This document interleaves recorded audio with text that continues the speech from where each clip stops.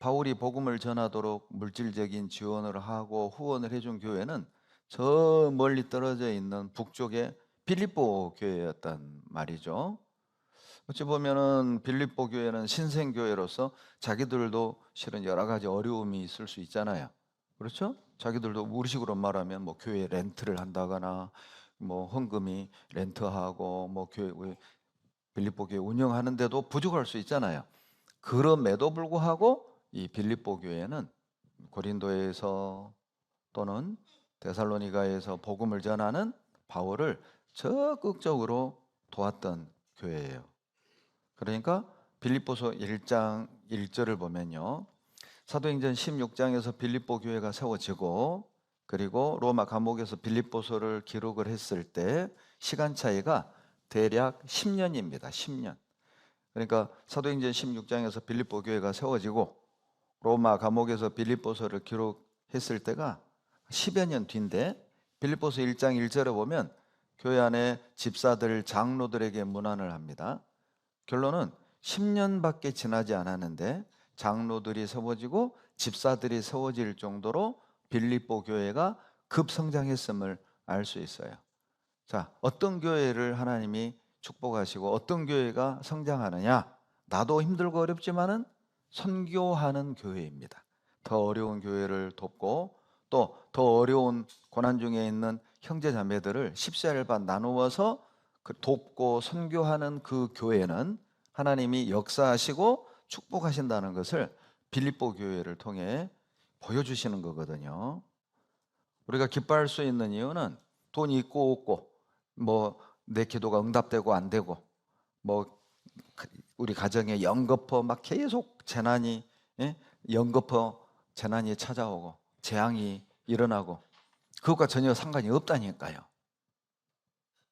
내가 그리스도인이라면, 내가 구원받은 주님의 자녀라면 그것과 별개로 우리는 기뻐할 수 있습니다. 그래서 이 빌립보서의 별명이 기쁨의 책입니다. 책.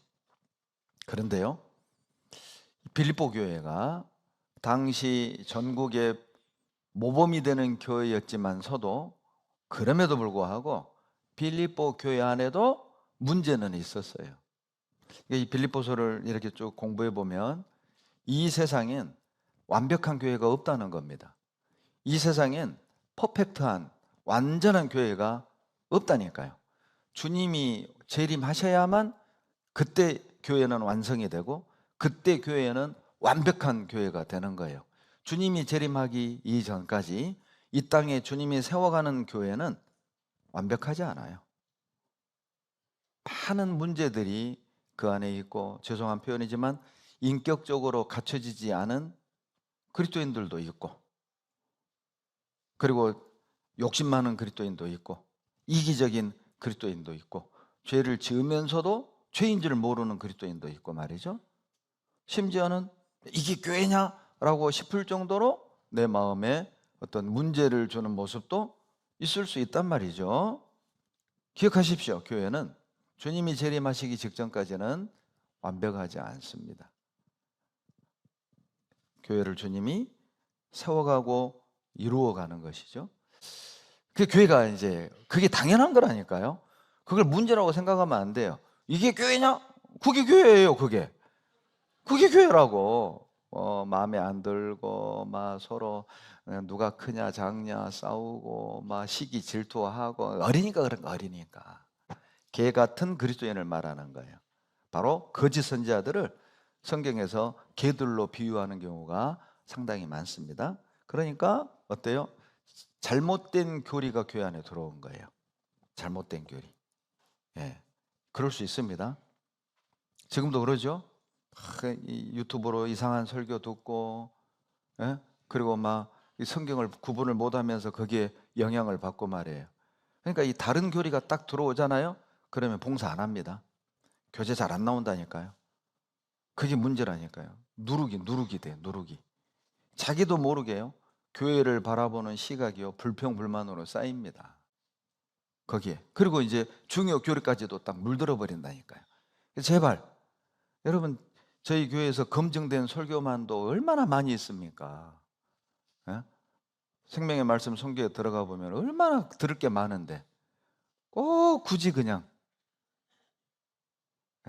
그 위험한 여러분 약을 쓸 때 그냥 신약을 여러분 대중화 시킬 때 임상 실험을 거쳐요, 바로 뿌려요?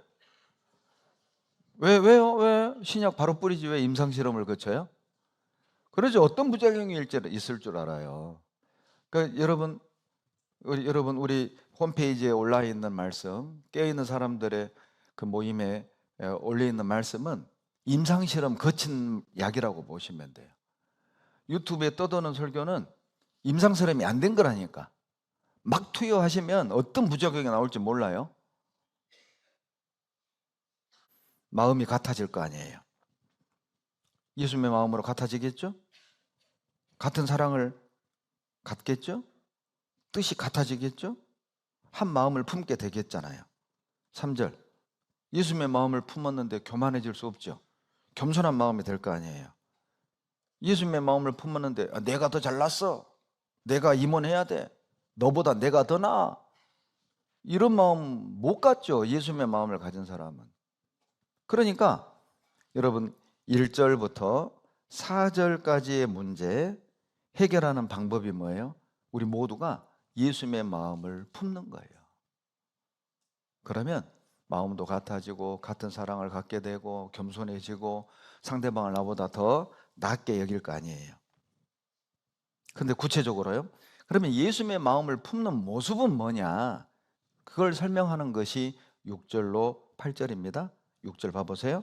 그는 근본 하나님의 본체시나 하나님과 동등됨을 취할 것으로 여기지 아니하시고 오히려 자기를 비어 종의 형체를 가져 사람들과 같이 되었고, 예수님의 마음을 품는 게 뭡니까?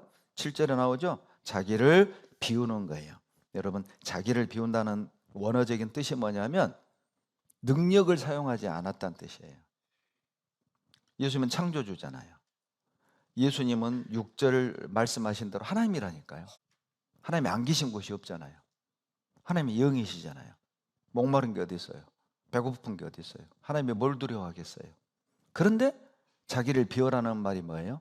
하나님의 그 특징들을 사용하지 않고 인간이 되셔서 인간이 느끼는 배고픔, 갈증, 그리고 두려움, 외로움, 이것을 다 받아들이셨다는 거예요.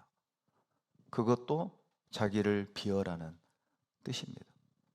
경험하지 않아도 될 고통, 경험하지 않아도 될 아픔, 경험하지 않아도 될 두려움을 그냥 받아들이셨다니까요. 왜? 그래야 우리가 사니까요. 그래야 죄인들이 구원 얻을 수 있으니까요. 철저하게 자기를 비우신 겁니다. 그것이 바로 예수님의 마음을 품는 거예요. 할 말이 있지만 할 말을 하지 않는 것이죠. 권리가 있지만 권리를 주장하지 않는 것입니다. 오늘 추운 이 날씨 집에서 어때요? 따뜻한 돌침대에 누워서 유튜브로 말씀 들을 수 있는 권리가 여러분에게 있지만 우리는 그 권리를 쓰지 않고 어때요? 몸을 움츠리고 여기까지 왔단 말이에요. 어찌 보면 그것도 자기를 비우는 모습일 수 있죠. 나에 대해서 이상한 소문이 돌고 기분 나쁜 얘기가 들고 또 시시비비를 가리고 뭐 할 말은 많지만은 그래도 하나님께 탁 맡기고 때를 기다리는 것, 이것도 자기를 비우는 거라니까요. 예수님의 마음을 품는 것이 바로 그런 마음입니다. 사람의 모양으로 나타나셨음에 자기를 낮추시고 죽기까지 복종하셨으니 곧 십자가에 죽으심이라. 여러분 8절 보시죠. 자기를 낮추시는 거예요. 이게 예수님의 마음을 품는 겁니다. 한없이 다른 형제보다 나를 낮추는 겁니다. 여러분, 예수님은 가장 높으신 분이잖아요. 가장 높으신 분이 어때요? 가장 낮은 구유통에 오셨잖아요. 여러분, 원래 낮은 사람이 낮게 되는 건 쉽잖아요. 그런데 높은 사람이 낮아지는 건 쉬운 게 아니잖아요. 가장 높으신 분이 가장 낮아지셨습니다. 형제자매 앞에 높아지는 게 아니라 우리가 그분 앞에 높아지는 거라니까요. 교만하다는 것은요, 주님 앞에 높아지는 거라니까요. 형제자매들 앞에서요 함부로 말하고 내가 구역장인데 내 말 들어, 이게 주님 앞에서 교만해진 거라니까요. 막 갑질처럼 해. 말을 함부로 해요. 그 주님 앞에 높아진 거라니까요. 나는 성격적으로 사람 많은 거 싫어. 나는 성격적으로 뭐 앞에 나서서 일하는 거 싫어. 맞아요. 다 있죠. 그러나 나의 원대로 마옵시고 아버지의 원대로 되기를 원하나이다. 아버지의 뜻이기 때문에 내 성격 내려놓고 내 생각 내려놓고 어떤 구역으로 편제가 되든 아멘하고 어떤 역할이 주어지든 아멘하고 가는 거예요. 그것이 예수님의 마음을 품는 거라니까요. 어찌 우리가 복종하지 않을 수 있겠어요? 나의 주님께서 무릎을 꿇으셨습니다. 어떻게 내가 빳빳하게 고개 쳐들고 쳐다볼 수 있습니까? 예수님의 마음을 품는다는 것이 내 생각은 있지만 내 계획은 있지만 그걸 내려놓고 내 원대로가 아니라 하나님의 원대로 교회의 질서대로 맞춰가는 거예요. 그것이 예수님의 마음을 품는 겁니다. 교제할 때, 봉사할 때 반드시 가져가야 되는 게 예수님의 심장, 다른 말로 예수님의 마음이에요. 여러분, 예수님의 심장을 가진 사람이 교만하겠습니까? 예수님의 심장을 가진 사람이 남의 허물을 들추겠습니까? 예수님의 심장을 가진 사람이 교만해질까요? 예수님의 심장을 가진 사람이 나 못해요, 나 안 해요, 구역 옮겨주세요, 나 저 형제하고 저 자매하고 나 봉사 못해요, 봉사부서 옮겨주세요, 아이고 나 형편이 이러니까 내년에는 나 봉사 못해요, 나 쉴래요. 예수님의 심장을 가진 사람이 그렇게 반응하겠습니까? 예수님의 심장을 가진 사람은 겸손할 수밖에 없어요. 예수님의 심장을 가진 사람은 이해할 수밖에 없어요. 예수님의 심장을 가진 사람은 이단에 미혹될 수 없다니까요. 여러분, 온유한 사람은요, 아무리 봉사가 힘들고 신앙생활이 힘들고 어려워도요, 가정에 고난이 있어도요, 여러분 마음은 쉼을 얻습니다. 마태복음 11장 29절이 그 말씀입니다. 나는 마음이 온유하고 겸손하니 나의 멍에를 메고 내게 배우라. 그리하면 너희 마음이 뭐예요? 놀랍지 않아요? 가난한데 마음은 쉴 수 있어요. 질병은 있는데 마음은 평안을 유지할 수 있어요. 되는 건 없는데 마음은 기쁨으로 가득 찰 수 있어요. 마치 사도 바울처럼 전도하다가 감옥에 갇혔는데, 매를 맞고 감옥에 갇혔는데 돌에 맞고 자지 못하고 춥고 헐벗고 굶주리고 강의 위험, 바다의 위험, 거지 형제의 위험 속고 또 속았는데 마음은 기뻐할 수 있다니까요. 내가 괜히 예수 믿어가지고, 내가 괜히 봉사해가지고, 내가 괜히 교회 다녀가지고, 아이고 내가 이 고생을 하네, 이런 생각 안 합니다. 그런 생각 안 합니다. 야, 내가 주님을 위해 고난 받을 수 있어서 은혜다. 내가 주님을 이렇게 할 수 있어서 은혜다. 놀랍죠? 온유한 마음은 아무리 힘들고 어려워도 끝까지 감당합니다. 왜냐하면 온유란 뜻이 그거예요. 온유가 뭔지 아세요? 우리는 온유하면 부드러운 것, 따뜻한 것, 물론 그것도 온유입니다. 그러나 성경이 말하는 온유의 첫 번째 의미가 뭐냐면 고난 중에 묵묵히 끝까지 견디는 거예요. 그것이 바로 온유입니다. 내 마음에 안 들어도, 아파도, 힘들어도, 내 스타일이 아니어도 묵묵히 감당하는 거예요. 주님처럼. 그것이 우리가 주님께 배워야 할 온유입니다. 암송 잘하는 것도 좋고 봉사 잘하는 것도 좋고 헌금 잘하는 것도 좋습니다. 당연히 해야 합니다. 그러나 그 바탕엔 온유한 마음이 깔려 있어야 합니다. 신앙생활 하다 보면 상처도 받잖아요. 무시도 당하잖아요.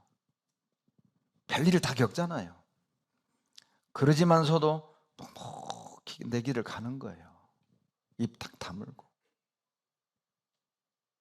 그때 하나님이 그 교회를 통해서 영광 받으시지 않겠습니까? 온유란 어떤 고난 중에도 묵묵히 감당해 내는 것입니다. 여러분, 신앙생활 하다 보면 상처도 받고 문제도 만나게 됩니다. 실족할 위기도 경험하게 되죠. 그러나 그때 그래, 주님의 십자가에 비하면 내 십자가는 작은 거야. 주님이 받은 고통에 비하면 나의 고통은 경한 것이야. 작은 거야. 그런 마음으로 우리 끝까지 묵묵히 주님이 맡기신 사명을 감당하고 우리가 가야 될 길을 다 같이 갔으면 좋겠어요.